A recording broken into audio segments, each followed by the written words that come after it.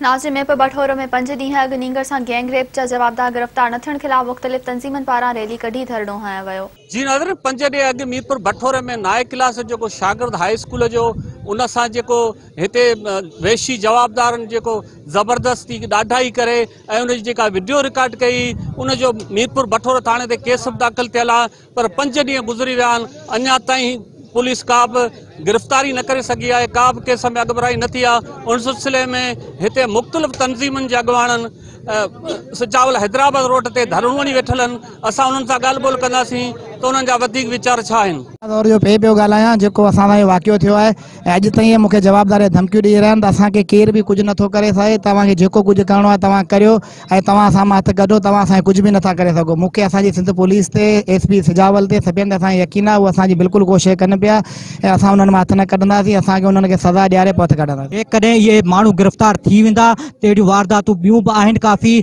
जेके लिकल आहिनि, हेसि ताईं ज़ाहिर न थियूं आहिनि। असांजो मुतालबो आहे त इहे जेके नामज़द माण्हू आहिनि इन्हनि खे हर हाल में गिरफ़्तार कयो वञे ऐं पुलिस बि हेसि ताईं कुझु न कयो आहे। 4 ॾींहं गुज़री विया आहिनि, 4 ॾींहंनि में आउं चवां थो पुलिस जी नाअहली आहे। असांखे त हाणे पुलिस ते बि शक थियण लॻा आहिनि। इहे न आहे जो पुलिस जेको 4 ॾींहंनि में माण्हू गिरफ़्तार न करे सघे। चलो ठीकु आहे, हिकु अधु को गिरफ़्तार न थियो हुजे अलॻि ॻाल्हि आहे, हिते हिकु बि माण्हू गिरफ़्तार न थियो आहे। 4 माण्हू नामज़द थियल आहिनि, 4 ई माण्हू शहर मां निकिरी वञनि। इन मां त आउं चवां थो ज़ाहिर ज़रूर पुलिस जी नाअहली नज़र पई अचे।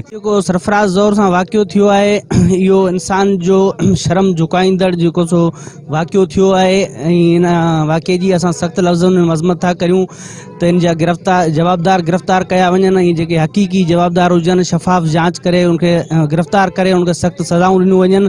न त ही बदमनी ॾींहों ॾींहुं वधे पई। इहो हिकिड़ो सरफराज ज़ौर जो मसइलो कोन्हे, एतिरा अहिड़ा कई मसइला जेके कई शागिर्दनि ऐं नियाणियुनि सां थियल आहिनि, जेके दॿियल आहिनि, जेके माण्हू ख़ौफ़ खां उहो ज़ाहिर नथा कनि त छो त हिते इंसाफ़ मिले कोन थो। 4-5 ॾींहं थिया आहिनि, ही मुज़ाहिरा पिया थियनि, अञा ताईं हिकु बि जवाबदार गिरफ़्तार कोन थियो आहे।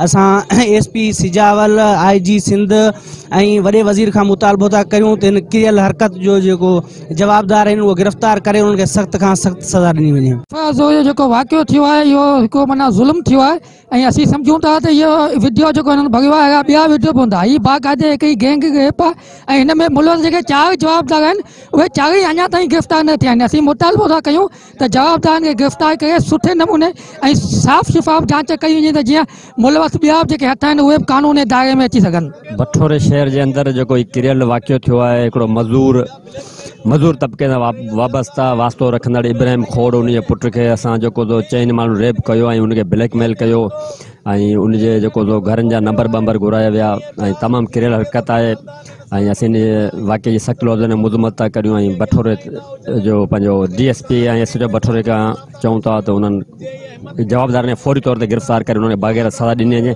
जीअं आईंदा को माण्हू अहिड़े क़िस्म जो किरियल हरकत न करे सघे। बठोरे में थियल ही वाक़ियो इंतहाई अफ़सोसनाक अमल आहे।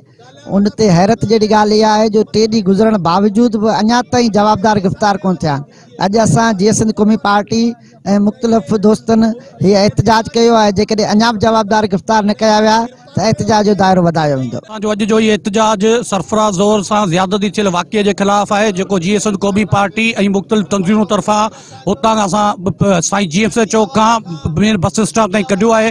सरफराज ज़ौर ज़्यादती वाक़िए खे केतिरा ॾींहं गुज़री विया आहिनि जंहिंजा जवाबदार अञा ताईं गिरफ़्तार नथा कया वञनि। असां मुतालबो करियूं था त जवाबदारनि खे फौरी तौर ते गिरफ़्तार कयो वञे, ॿी सूरत में असां पंहिंजो एहतजाज जो दायरो वधाईंदासीं। कैमरामैन इंतज़ार खटी सां गॾु करीमदास चांडियो, मेहरान TV न्यूज़, मीरपुर बठोरो।